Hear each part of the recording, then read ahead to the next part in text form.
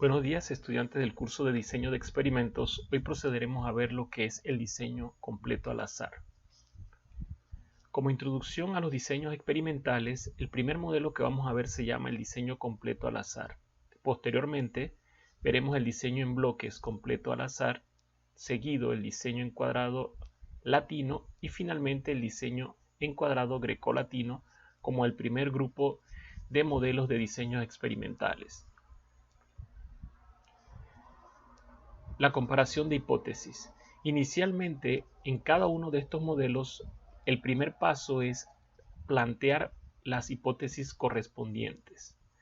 Para la hipótesis nula tenemos que las medias, la media sub 1 es igual a la media sub 2 y es igual a la media sub 3 y así sucesivamente igual a la media sub k. En el caso de la hipótesis alterna se plantea que por lo menos una de las medias es diferente a las demás. En lo que respecta a la familia de los diseños para comparar tratamientos, tenemos los 4 modelos. En el diseño completamente al azar no hay factor de bloques, la técnica estadística aplicada es un ANOVA con un criterio de clasificación y el modelo estadístico nos plantea que Y sub I, que en este caso representa la variable de respuesta, va a ser igual al efecto de la media mu más el efecto del tratamiento tau sub I más el efecto del error aleatorio epsilon sub j. En el diseño de bloques completo al azar tenemos un factor de bloque que la ANOVA con dos criterios de clasificación es la técnica estadística y el modelo estadístico. Entonces se le incrementa una variable de bloque que sería gamma sub j. En el diseño en cuadrado latino tenemos dos factores de bloque, tenemos un ANOVA con 3 criterios de clasificación en técnica estadística y en el modelo estadístico tendremos un bloque adicional, ya tendríamos gamma sub j y delta sub k. Finalmente, en el diseño en cuadrado grecolatino tendremos 3 bloques o factores de bloque, tendríamos una ANOVA con 4 criterios de clasificación y se le agrega un bloque adicional. En este caso tendríamos 3 bloques.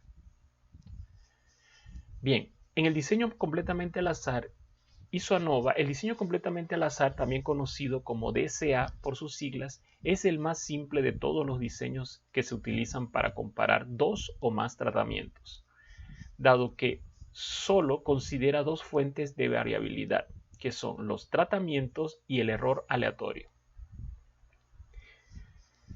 Aquí podemos observar el modelo estadístico que nos indica Y sub IJ, que es la variable de respuesta, es igual al efecto de la media más el del tratamiento más el del error aleatorio. Los tratamientos, que en este caso los tenemos numerados aquí en la parte superior, 1, 2, 3, hasta acá, y la variable de respuesta para cada tratamiento se va colocando hacia abajo. Estos serían el número de réplicas, se denotan con una n minúscula, y el número total de todos los datos sería entonces una n mayúscula. Diseño balanceado. Es cuando se utiliza el mismo número de repeticiones en cada tratamiento. Un diseño no balanceado es cuando se utiliza por lo menos uno de los tratamientos tiene una repetición diferente o un número de repeticiones diferente. Para el análisis de varianza, el primer paso es hacer el planteamiento correspondiente de las hipótesis. En este caso tenemos que mu sub 1 es igual a mu sub 2 es mu sub 3, puntos suspensivos, mu sub k. Y en el caso de la hipótesis alternativa, mu sub i no es igual a mu sub j, por lo menos una de las medias es diferente a las demás. Luego se plantea todas las sumatorias, se le conoce como suma de puntos, donde y sub i punto es la suma de cada una de las repeticiones por tratamientos. Aquí se plantea la sumatoria de j igual 1 hasta n sub i de cada valor y sub ij. La y sub punto es igual a la suma de cada uno de los valores i sub ij. Esta se conoce como la suma del gran total. Acá tenemos también lo que es la sumatoria, el promedio de las sumatorias i punto. Se suman todos los valores i sub ij de i igual 1 hasta n sub i dividido entre el número de réplicas. Y acá tenemos en este caso le falta la línea y sub el promedio de y punto que es igual a la sumatoria de cada valor y punto entre el número total de datos. En lo que respecta a la suma de cuadrados, tenemos aquí esta expresión que es la suma del cuadrado de cada uno de los tratamientos. Se suma cada valor de cada tratamiento, se eleva al cuadrado y esa sumatoria se divide entre el número de réplicas. Y luego se le sustrae la suma total de todos los datos, se eleva al cuadrado y se divide entre el número total de datos. En el caso de la suma de los cuadrados del tratamiento, se suma cada uno de los datos elevados al cuadrado y se le sustrae la sumatoria total de datos dividida entre el elevado al cuadrado dividido entre el número total de datos. Luego, para tener la suma del cuadrado del error, se hace la diferencia de la suma del cuadrado del total menos la suma del cuadrado del tratamiento. Para los cálculos de los grados de libertad tenemos que el cálculo para el grado de libertad del tratamiento es igual a k menos 1, donde k es el número de tratamientos. En el caso del grado de libertad del error sería n menos k, donde n mayúscula representa el número total de datos. Y finalmente tenemos que para el total sería n menos 1. Cuadrado medio de los tratamientos y del error. El cuadrado medio es la suma de los cuadrados dividido entre sus respectivos grados de libertad. Si ustedes observan aquí tenemos el cuadrado medio del tratamiento es igual a la suma del cuadrado de tratamiento entre los grados de libertad del tratamiento, que es k menos 1. Y el cuadrado medio del error es igual a la suma del cuadrado del error entre n menos k, que son los grados de libertad del error. No se determina el cuadrado medio del total.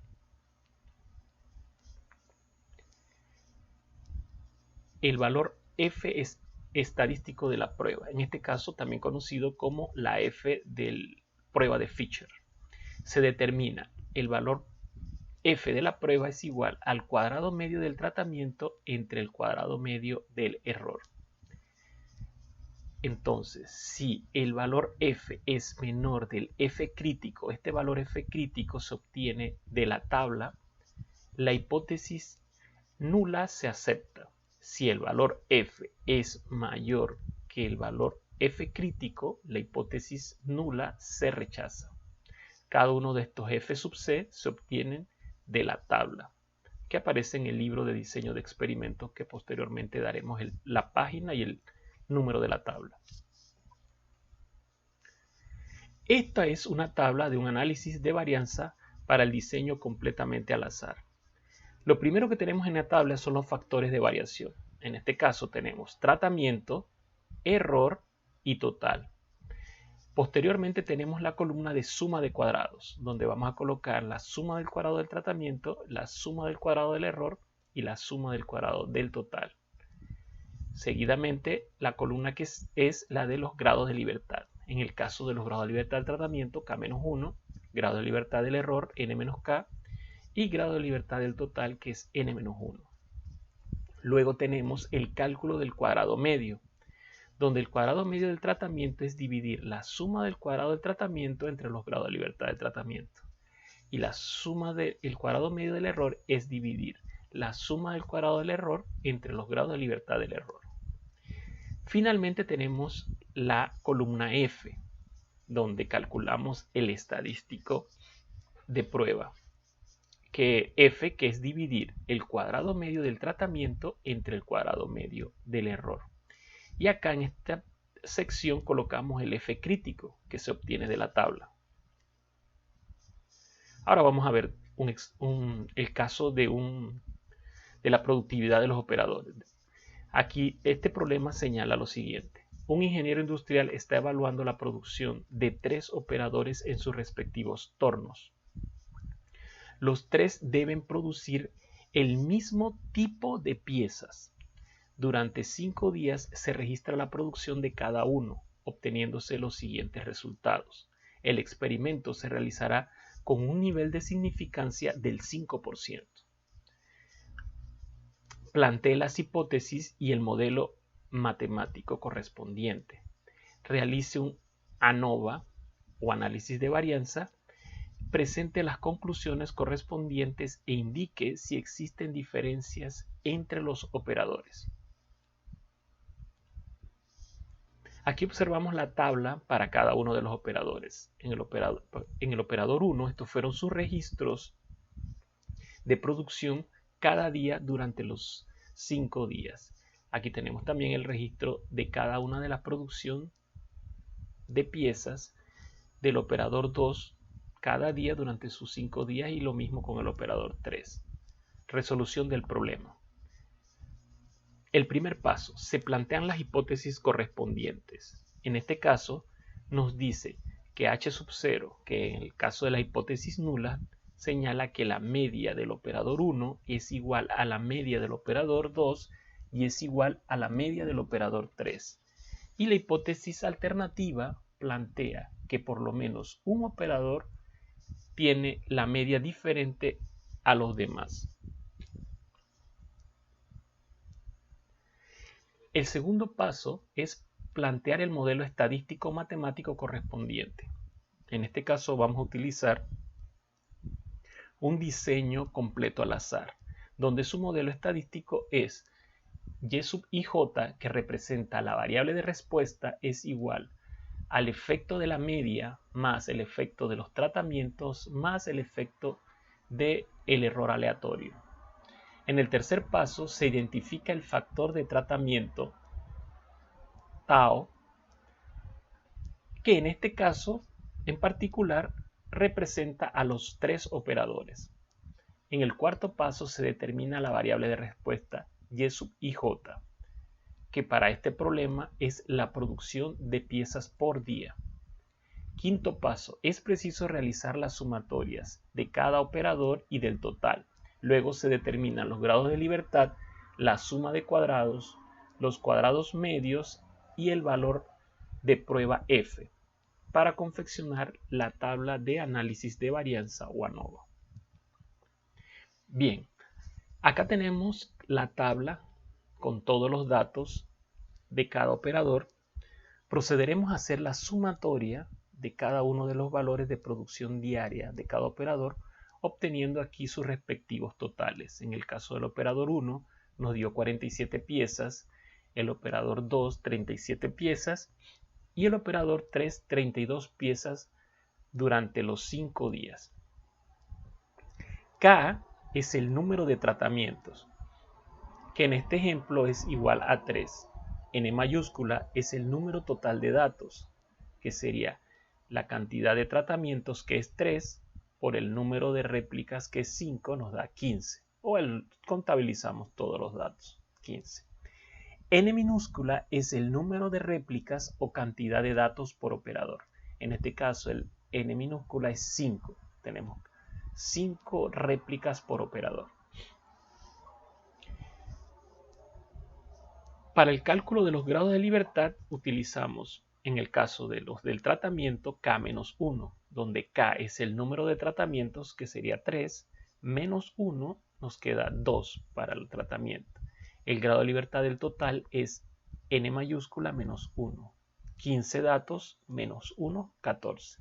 Y los grados de libertad del error es N menos K. Serían los 15 datos menos el número de tratamientos. Nos da a 12.